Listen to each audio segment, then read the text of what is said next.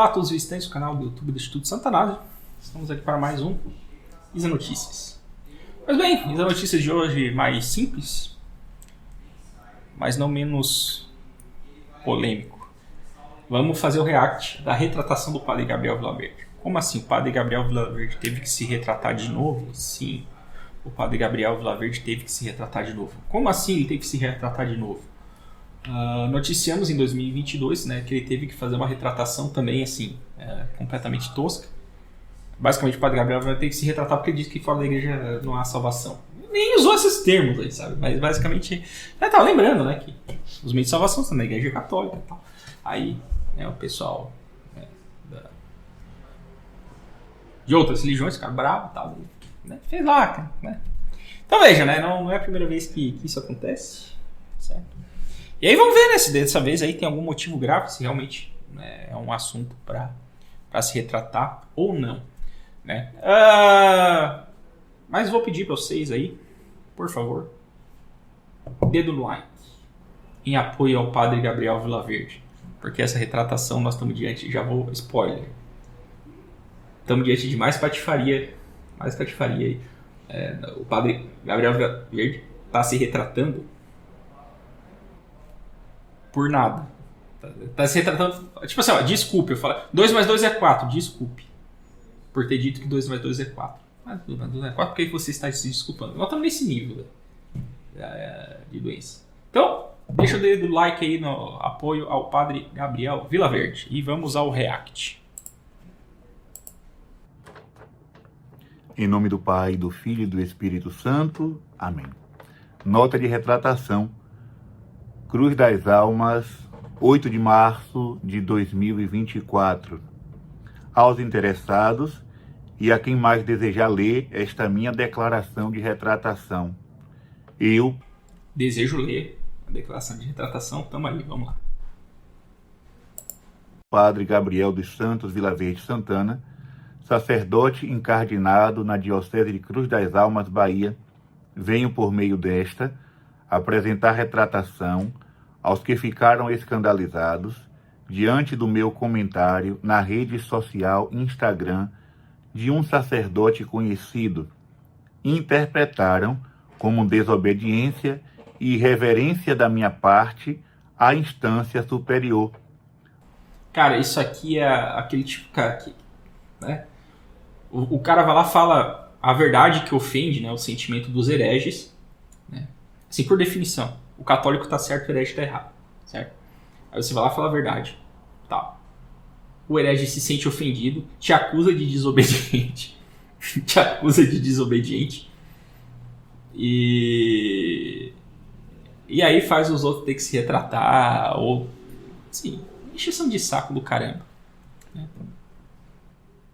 Em vez dos caras se retratarem por estar fazendo o juízo temerário dos outros, não. Você veja como é que opera, né, o mistério da iniquidade. Vamos lá.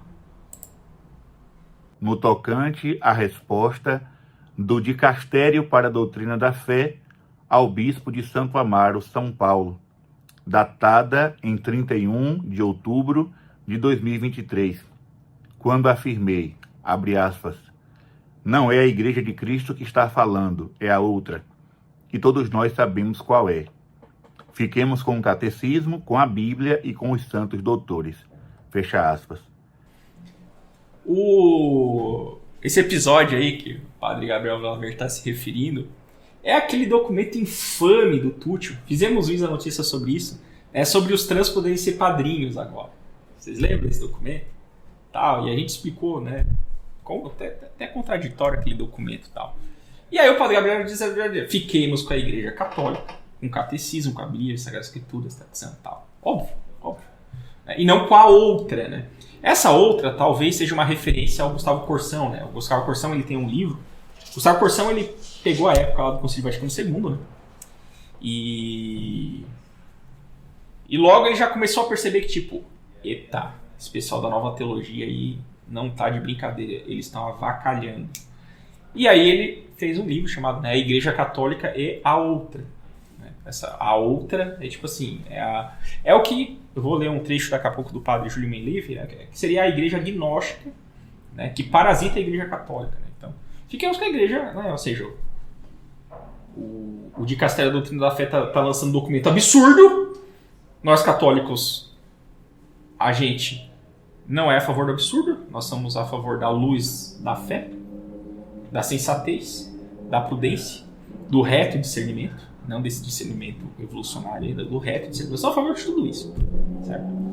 Ou seja, fique, né? Então não vamos ficar com essa outra igreja aí, né, que quer fazer concessão ao pecado, ao mundo, quer relativizar o pecado, quer relativizar a salvação, né? Ao mesmo tempo que ela fala, desde que se observe que não haja escândalo, né, que o Tucci coloca isso naquele documento, né? Desde que e o ato mesmo que ele está querendo permitir é escandaloso, ou seja, é um escândalo em si o ato que ele quer permitir, e ele leva lá e coloca, desde que não cause escândalo.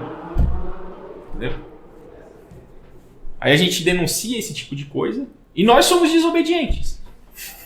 Nós somos desobedientes. Os caras são máquina de gerar escândalo para a perdição das almas, né? E desobedientes somos nós, que queremos a salvação das almas. A quem é que está obedecendo o nosso Senhor Jesus Cristo aqui nessa história? Vamos lá. O motivo da retratação dele é essa. Ele usou o termo a outro, ou seja, ele estava criticando o documento, ele tem que ser criticado. Isso não é desobediência, isso é caridade.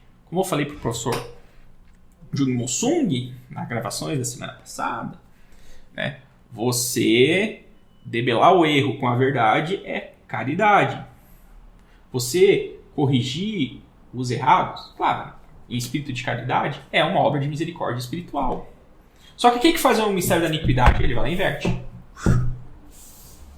Vai e inverte. Não, você é rigoroso, como infelizmente me chama o Papa Francisco. Né? São rigoroso. Não tem caridade. Não, é justamente o contrário. Quem não tem caridade é quem está lá no pecado.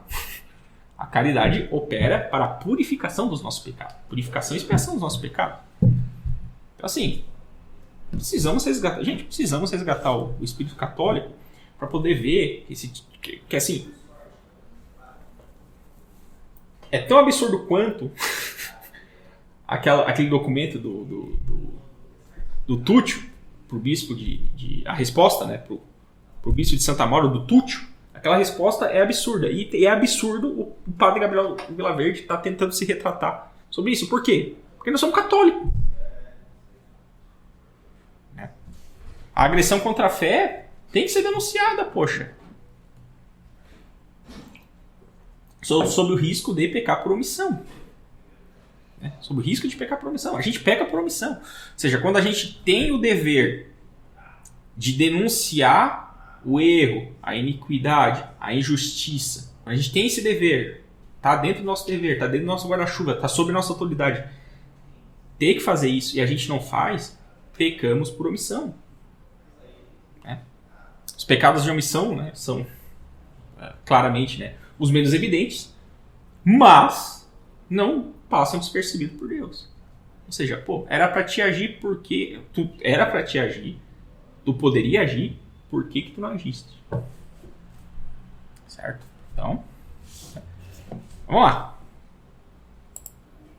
Declaro por meio desta que minha afirmação foi mal interpretada e eu não tive a intenção em nenhum momento de me posicionar contra o magistério e nem suscitar deliberadamente desobediência ou rivalidade às autoridades da Igreja.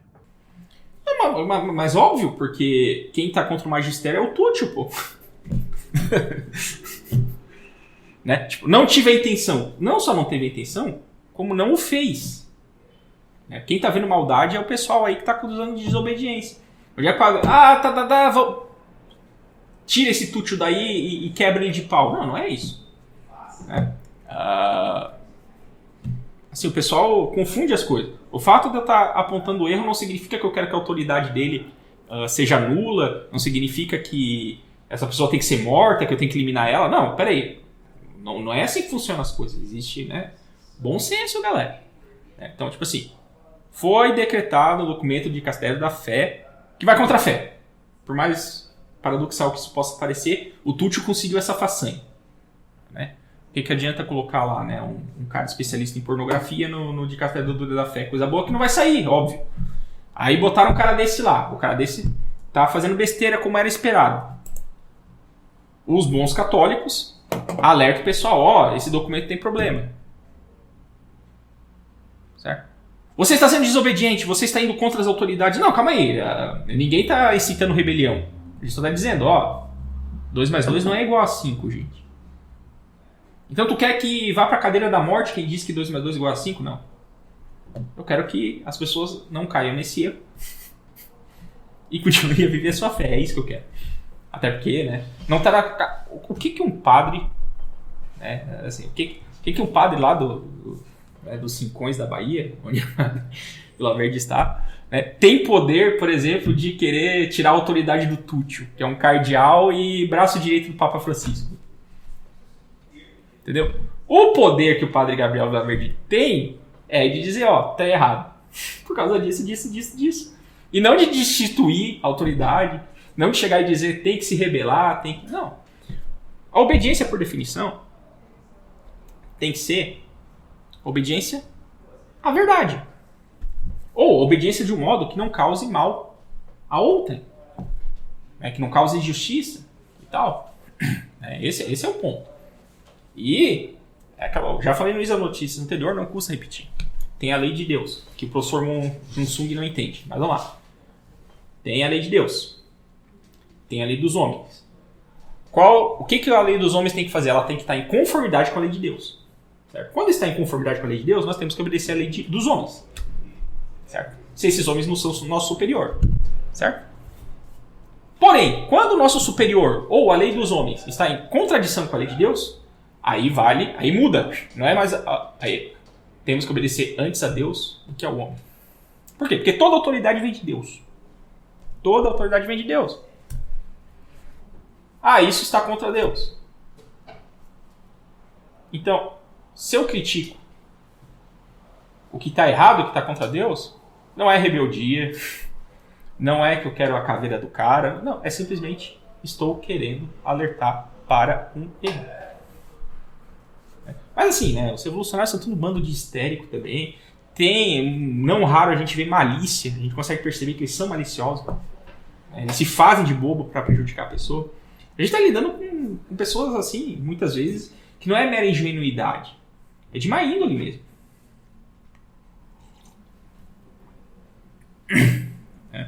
Mas aí tá aí, né?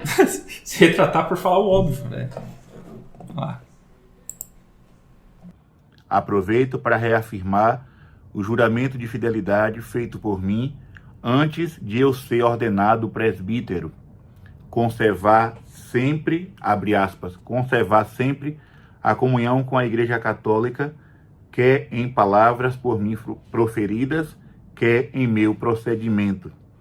Guardar integralmente o depósito da fé, que com fidelidade transmitirei e explicarei.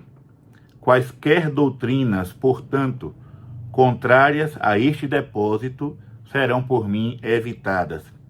Com obediência cristã, seguirei o que declaram os sagrados pastores, como autênticos doutores e mestres da fé, ou que estabelecem como orientadores da Igreja.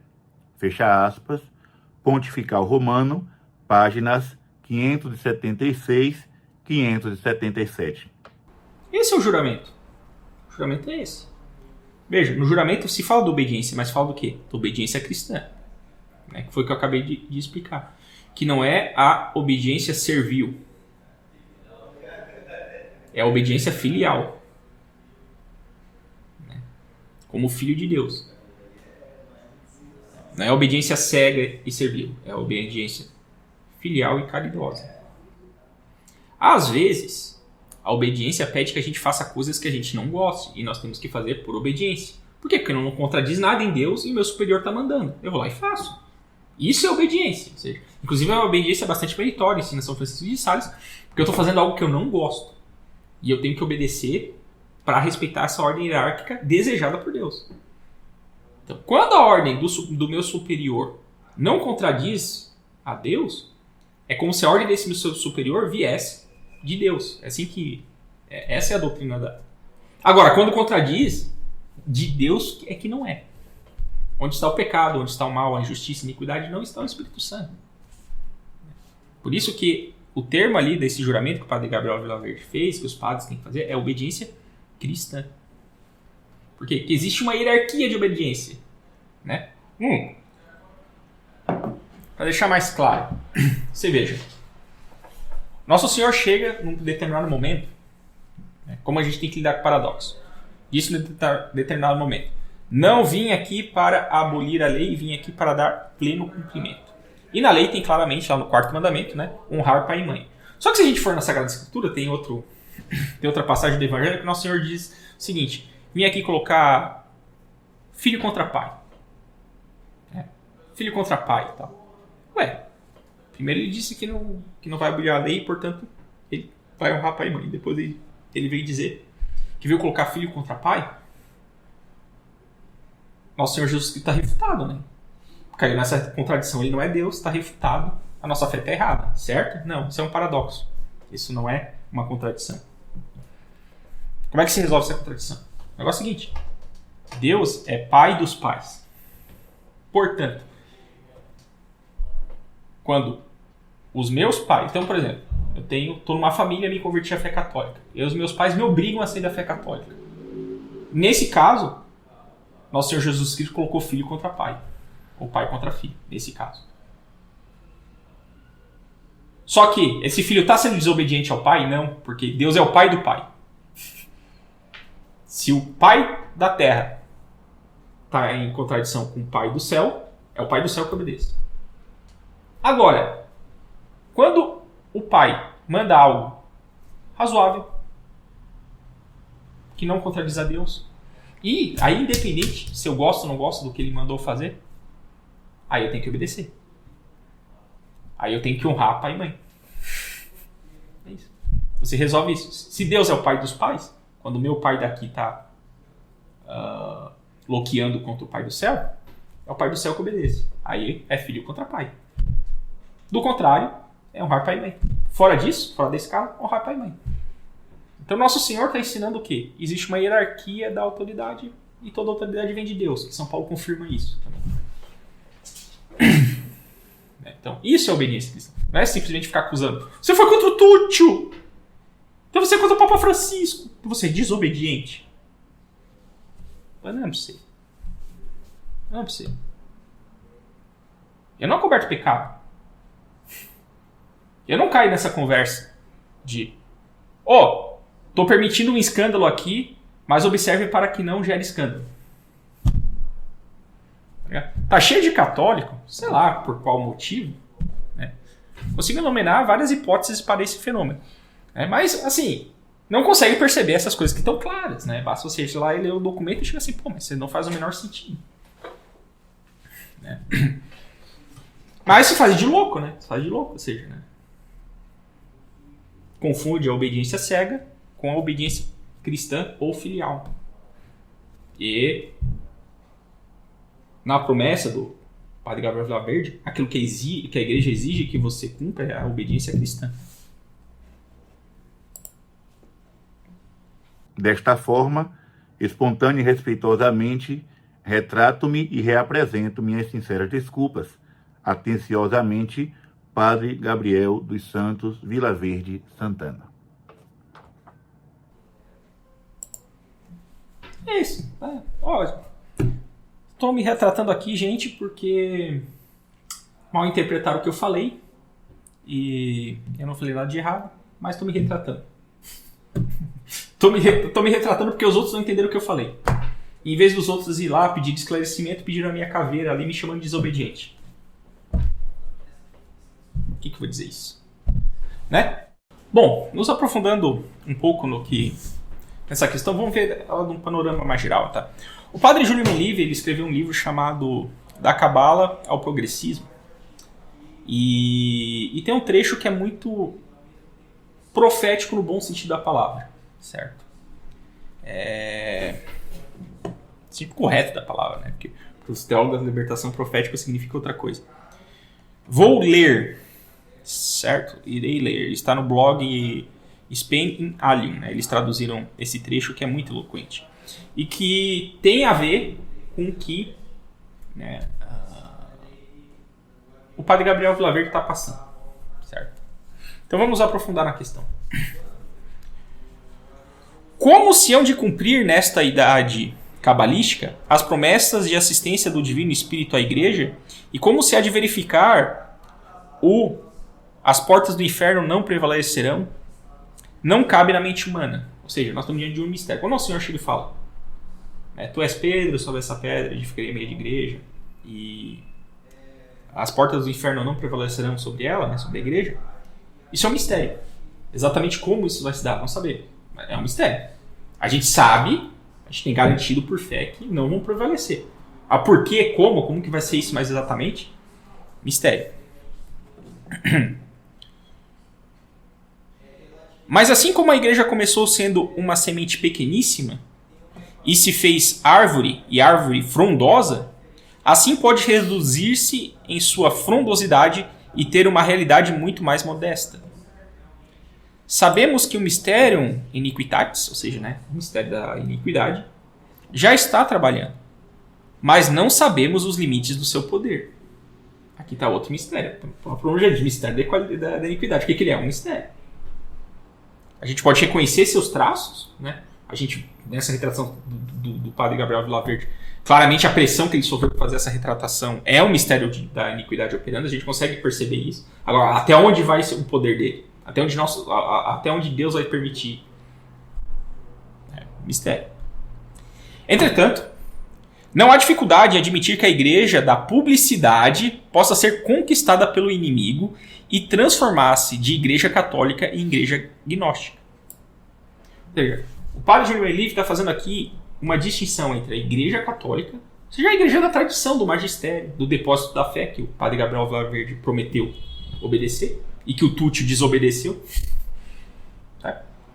Por que o Túcio desobedeceu? Porque o Túcio está na igreja da publicidade. Olha só, tem a igreja católica, que é verdadeira, e vai ser eclipsada essa igreja pela igreja da publicidade, transformando a igreja, pelo menos, né, no seu aspecto mais exterior, numa igreja da igreja católica na igreja gnóstica.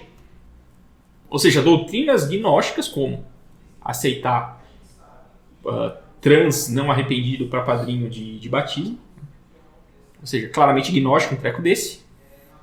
Não está pautado no depósito da fé. Então, essa transformação a gente vê ocorrendo. Também, pro fim dos tempos, a abominação da desolação no lugar santo. Ou seja, a apostasia vai ser geral e vai estar dentro da igreja. A gente sabe disso. A gente sabe que isso vai acontecer. Então isso não nos deve surpreender. A gente tem que ficar atento.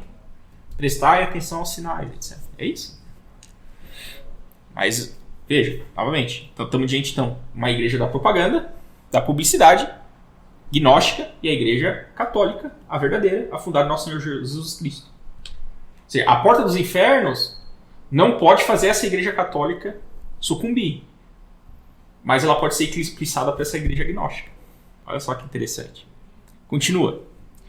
Pode haver duas igrejas, uma da publicidade, igreja magnificada na propaganda, com bispos, sacerdotes e teólogos publicitados, e ainda com um pontífice de atitudes ambíguas. Olha o que o padre Júlio Livre já estava vendo lá na década de 50 do século passado. A ambiguidade nesse jogo. E outra, a igreja do silêncio, com o Papa fiel a Jesus Cristo em seu ensinamento e com alguns sacerdotes, bispos e fiéis que lhe sejam leais, espalhados como Pusillus Grey, né? Ou seja, a grey, né? Como o rebanho, por toda a terra. Esta segunda igreja seria a igreja das promessas, e não aquela primeira que pudesse desertar. Um mesmo Papa presidiria ambas as igrejas, que aparente e exteriormente não seriam senão uma. O Papa, com suas atitudes ambíguas, daria ensejo para manter o equívoco. Porque, por um lado, professando uma doutrina inatacável, seria líder da Igreja das Promessas. Por outro lado, produzindo fatos equívocos e até reprováveis, apareceria como alentando a subversão e mantendo a igreja gnóstica da publicidade. É o que nós estamos vivendo hoje. Você pega, por exemplo, Amoris Laetitia. Né? Estamos deixando claro aqui nesse documento que não estamos mudando a doutrina da igreja. Aí você vai ler o documento, o que eles fazem? Permite algo que vai contra a doutrina da igreja.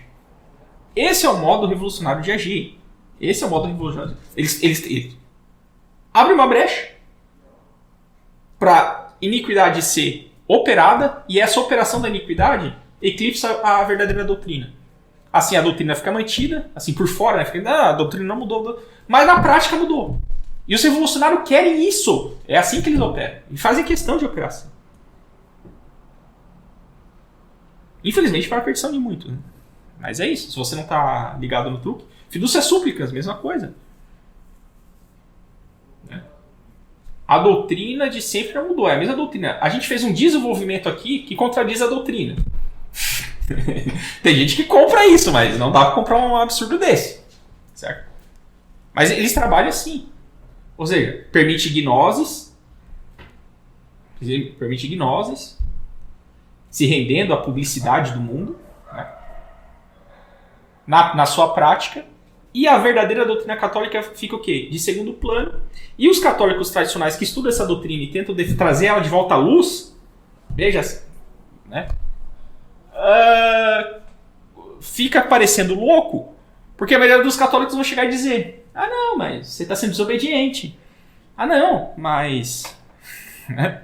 Mas está nesse documento, como fizeram os redetoristas, né? Esse documento é o meu direito, olha aqui, ó, tem um voto próprio aqui, tradição dos custódios, aí, ó. A gente pode chutar a bunda de vocês pela tradição dos custódios. O bispo pode chutar a bunda de vocês pela tradição dos custódios. Você entende? Mas o espírito católico permitiria chutar a bunda desses tradicionalistas? Olha com o que a gente está lidando. É realmente o mistério da iniquidade. Iniquidade é trocar o bem pelo mal. Isso é iniquidade.